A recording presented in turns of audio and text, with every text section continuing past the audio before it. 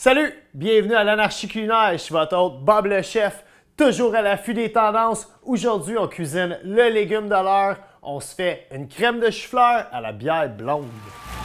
You know what time it is. Drop it like it's hot.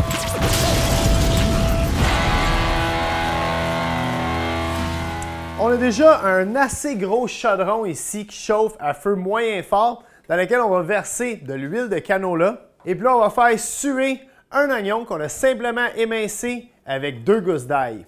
Encore une fois, on se rappelle du principe de suer. On ne veut pas que nos légumes colorent, donc on va ajouter du sel et on va les remuer afin qu'ils dégorgent leur eau. Pendant que notre oignon sont en train de suer, on va préparer notre chou-fleur.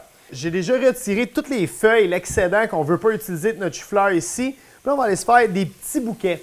C'est assez important qu'on ait des bouquets de la même grosseur par contre, comme ça va assurer une cuisson uniforme. On va revenir à nos oignons, notre ail. On voit que ça commence à être bien translucide.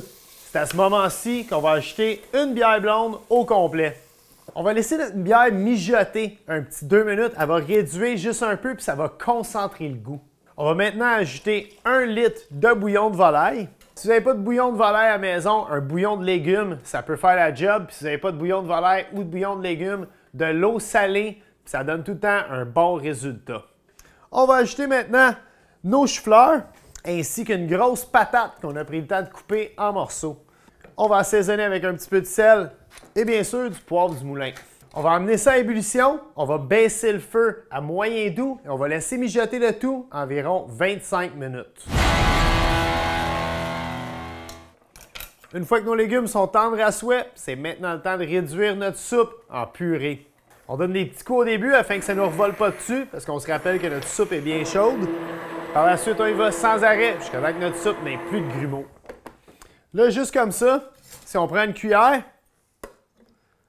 on voit que notre soupe est assez épaisse, même un petit peu trop. Mais ça, c'est pas un problème, parce que j'avais un professeur à l'école de cuisine qui me disait toujours que c'est pas mal plus facile de rectifier une soupe trop épaisse qu'une soupe trop liquide. Donc, on va juste éteindre le feu, puis on va ajouter un petit peu d'eau. On va recommencer à broyer. Gênez-vous pas de répéter l'opération au besoin. Là, on a un beau potage homogène, mais on veut lui donner un beau petit goût, un petit punch d'extra. Donc, j'ai pris le temps de râper une tasse de fromage cheddar fort. Si vous n'aimez pas le cheddar fort, vous pouvez prendre du cheddar doux, du fromage Oka ou même un gruyère ou de l'emmental. Ce serait incroyable avec cette recette-là. On va simplement l'ajouter dans notre soupe.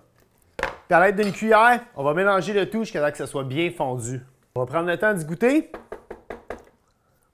L'assaisonnement est parfait. Par contre, on ne peut pas appeler ça une crème de chou-fleur si on n'y ajoute pas de la crème. Donc, encore une fois, on va ressortir notre pied mélangeur. On va prendre le temps de se verser environ une demi-tasse, donc 125 ml de crème à cuisson.